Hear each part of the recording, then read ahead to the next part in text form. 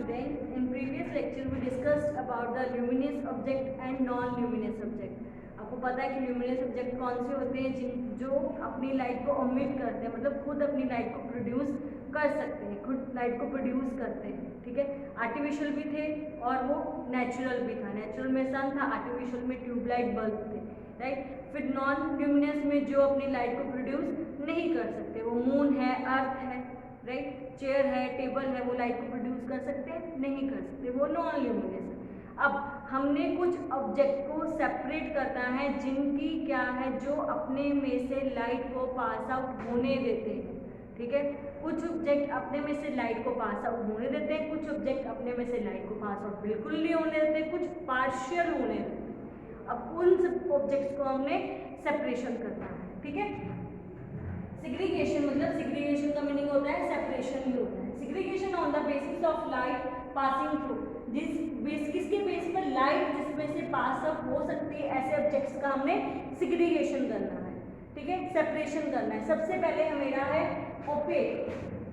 OPEC ऐसा object है कि जिसमें से लाइट अपने में से ये ऑब्जेक्ट पास आउट नहीं होने देता है. ये ओपेक ऑब्जेक्ट अपने में से लाइट को पास आउट नहीं होने देता है. ठीक है, इसके द्वारा हम किसी ऑब्जेक्ट को नहीं देख सकते हैं. So example, this is a book. ठीक है, ये आप मेरे को अभी देख रहे हो, ये मैंने बुक अपने आगे रख ली, तो ये क्या है, आप मेरे को अब देख पाओगे? नहीं देख पाओगे. तो ये क्या है, कौन सा ऑब्जेक्ट है? ये ओपेक ऑब्जेक्ट है. क्लियर? ऐसे ऑब्जेक्ट जो अपने में से लाइट को पास आउट नहीं होने देते हैं और इसके द्वारा हम दूसरे ऑब्जेक्ट्स को नहीं देख सकते हैं, वो उनको हम कौन से ऑब्जेक्ट्स बोलते हैं? ओपेक ऑब्जेक्ट बोला जाता है. उसके एग्जाम्पल कौन कौन से हैं? जैसे चेयर है, टेबल है, बुक है. ये क्या है? ओपेक ऑब्जेक्ट है. इनमें क्या है, ये लाइट को पास आउट नहीं होने दे रहे हैं और इसके द्वारा हम दूसरे ऑब्जेक्ट्स को नहीं देख सकते हैं. क्लियर? सेकेंड वन है transparent object. Transparent object, transparent मतलब नाम से क्लियर है, ऐसे ऑब्जेक्ट जो अपने में से लाइट को पास आउट होने देते हैं, जो ऑब्जेक्ट अपने में से लाइट को पास आउट होने देते हैं और उन ऑब्जेक्ट के द्वारा हम दूसरे ऑब्जेक्ट्स को क्या कर सकते हैं? देख सकते हैं. तो ऐसे ऑब्जेक्ट को क्या बोलते हैं हम? ट्रांसपेरेंट ऑब्जेक्ट बोला जाता है. जो ऑब्जेक्ट अपने में से लाइट को पास आउट होने दे रहे हैं और इनके द्वारा हम दूसरे ऑब्जेक्ट को देख सकते हैं, ऐसे ऑब्जेक्ट्स को हम ट्रांसपेरेंट ऑब्जेक्ट्स बोलते हैं. जैसे हमारा ग्लास आते हैं, कांच की ग्लास देखिए ना, तो ट्रांसपेरेंट, जो फ्लोरोसेंट ग्लास थे, ट्रांसपेरेंट ग्लास होते हैं जिनके द्वारा हम सामने कुछ हमारे हो तो हम उसको इजीली देख सकते हैं. क्लियर? मेरे पास ग्लास है, मैं अपने आगे ग्लास रखती हूँ तो मैं जो मेरे सामने होगा, ठीक है, तो मैं अच्छे से देख पाऊंगी ना.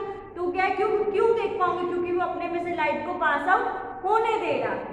क्लियर? क्लियर वाटर है, जो वाटर बिल्कुल क्लियर होता है रिवर में, तो वो भी क्या है? ट्रांसपेरेंट. उसमें से भी हम ऑब्जेक्ट को इजीली देख सकते हैं. आप आगे देखते हो, आगे आप खड़े हो, अब वाटर क्लियर है, उस पर आपकी शैडो बन जाती है. तो क्या है? ट्रांसपेरेंट ऑब्जेक्ट क्या है? ट्रांसपेरेंट ऑब्जेक्ट से आप इजीली दूसरे ऑब्जेक्ट्स को देख सकते हो. ठीक है, वो अपने में से लाइट को पास आउट होने देते हैं. क्लियर? फिर उसके बाद मेरा आता है ट्रांसल्यूसेंट ऑब्जेक्ट. ट्रांसल्यूसेंट ऑब्जेक्ट ऐसे होते हैं जो पार्शियली हम उनको देख सकते हैं, पार्शियली वो लाइट को पास आउट करते हैं. पूरे ऑब्जेक्ट को हम अच्छे से उसमें से नहीं देख सकते हैं. देखो, there are object through which we can see but not very clear. ऐसे ऑब्जेक्ट जिसमें से हम दूसरे ऑब्जेक्ट को देख सकते हैं पर क्लियरली नहीं देख सकते. ये पार्शियली लाइट को पास आउट करते हैं, अपने में से पूरी तरह से लाइट को पास आउट नहीं होने देते. जैसे ट्रेसिंग पेपर है, ठीक है, क्लॉथ है, हमारी जो क्लॉथ है उसमें से क्या है, कुछ चीज़ों को हम पार्शियली देख सकते हैं, पूरी अच्छे से नहीं देख सकते.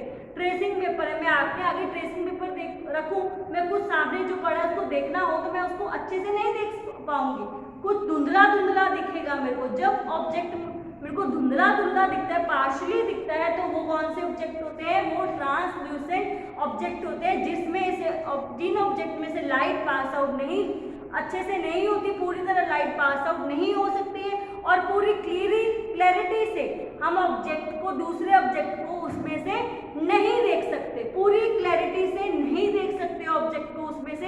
ऐसे ऑब्जेक्ट्स को हम ट्रांसल्यूसेंट ऑब्जेक्ट बोलते हैं। इसका एग्जांपल है ट्रेसिंग पेपर है और हमारे पीस ऑफ क्लॉथ है। क्लियर? ये मेरे से हमने सेपरेशन कर रहे हैं ऑब्जेक्ट्स को, जिसमें से लाइट पास आउट होती है और जिसमें से लाइट पास आउट नहीं होती और जिसमें से पार्शियली होती है। Clear? Now next topic is shadows. किसको बोलते हैं? शैडोज क्या होता है? आपको पता है शैडो क्या होता है? शैडो एक परछाई होती है। ठीक है, शैडो क्या है? परछाई। जब भी एक ओपेक ऑब्जेक्ट ग्राउंड के ऊपर खड़ा हो, ठीक है, ग्राउंड के ऊपर है, उस पर लाइट पड़ती है, जब उस पर लाइट पड़ती है तो उसकी शैडो क्या बन जाती है? ग्राउंड के ऊपर, ग्राउंड के ऊपर बन जाती है। जो भी ऑब्जेक्ट ग्राउंड के ऊपर अबव द ग्राउंड खड़ा हुआ है, ठीक है, जब उस पर लाइट पड़ती है तो नीचे क्या हो जाती है? ग्राउंड के नीचे क्या बनती है? हमारी परछाई बन जाती है। अब नीचे देखिए ना, तो हमारी क्या बन जाती है? शैडो बन जाती है। ठीक है, तो क्या हो गया? शैडो हो गई। राइट? जैसे आप कई बार देखते होंगे जब ट्रीज पर सन की रिफ्लेक्शन पड़ती है, सन की लाइट पड़ती है, जब ट्रीज पर सन की लाइट पड़ती है तो आप देखते होंगे नीचे शैडो बन जाती है। ठीक है, तो वो क्या है? वो एक शैडो है, परछाई है, जो किससे? लाइट से बनती है। किस पर? ओपेक ऑब्जेक्ट पर। वो शैडो के लिए क्या होना चाहिए? शैडो के लिए जो ऑब्जेक्ट, सिर्फ ओपेक ऑब्जेक्ट की शैडो बन सकती है और दूसरे ऑब्जेक्ट की शैडो नहीं बन सकती। अब शैडो तो ही बनेगी यदि ऑब्जेक्ट क्या होगा? ओपेक होगा, जिसमें से लाइट पास आउट नहीं हो सकती। ठीक है, वो ऑब्जेक्ट होगा, ओपेक ऑब्जेक्ट होगा तो ही मेरी शैडो बनेगी, अदरवाइज शैडो नहीं बनेगी। और इसके लिए लाइट होना बहुत जरूरी है। डार्कनेस होगी, अंधेरा होगा तो शैडो बनती, आपकी भी देखा होगा, आप पे लाइट पड़ती तो आपकी शैडो बन जाती है। ठीक है, तो यदि आप किसी अंधेरे में हो, ठीक है, कुछ भी नहीं है, तो आपकी शैडो बन पाएगी? नहीं बन पाती। आप टॉर्च से भी, टॉर्च में हम कोई हमारे ना ऊपर मारे तो हमारी शैडो बन जाती है। ठीक है, तो क्या है? तो इसके लिए हमारे पास क्या होना चाहिए? लाइट होनी चाहिए, तो ही हमारी शैडो बन पाएगी। और हमारा ऑब्जेक्ट क्या होना चाहिए? ओपेक होना चाहिए, तो ही हमारी शैडो बन जाएगी। और हमारे पास एक सरफेस होना चाहिए जिसके ऊपर वो शैडो बने। क्लियर?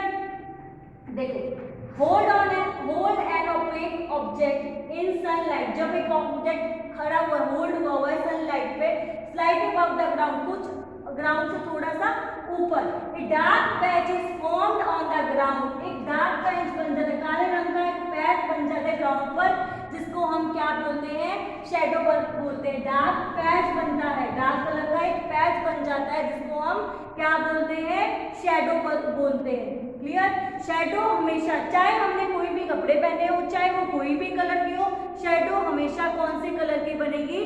ब्लैक कलर की ही शैडो बनती है। चाहे हमारे जो कलर कोई भी हो, पर वो हमेशा ब्लैक कलर की ही बनती है।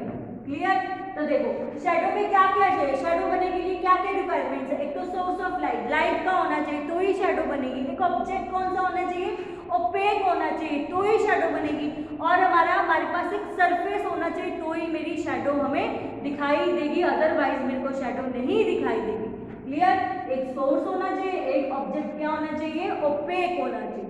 ठीक है, फिर उसको कहते हैं कि आपको इससे कौन कौन सी इंफॉर्मेशन मिल जाती है? शैडो से मेरे को कौन कौन सी इंफॉर्मेशन मिलेगी? एक तो मेरे को थोड़ी सी शेप पता चल जाती है ऑब्जेक्ट की। ठीक है, कलर तो नहीं पता चलेगा क्योंकि कलर क्या है? वो तो ब्लैक है। बस मेरे को क्या इंफॉर्मेशन मिलती है कि उस ऑब्जेक्ट की मेरे को थोड़ी सी शेप का एक आइडिया हो जाता है कि इसकी शेप कैसी हो। क्लियर? तो ये था कि मेरी शैडो कैसे बनती है, शैडो के लिए कौन कौन से ऑब्जेक्ट होने चाहिए। ठीक है, और शैडो हमेशा ब्लैक कलर की होती है, चाहे कोई भी कलर, ट्री ग्रीन कलर के होते हैं, पर शैडो उसकी ब्लैक कलर की ही होगी। क्लियर? यहाँ पे मेरा शैडो का टॉपिक क्लियर हो।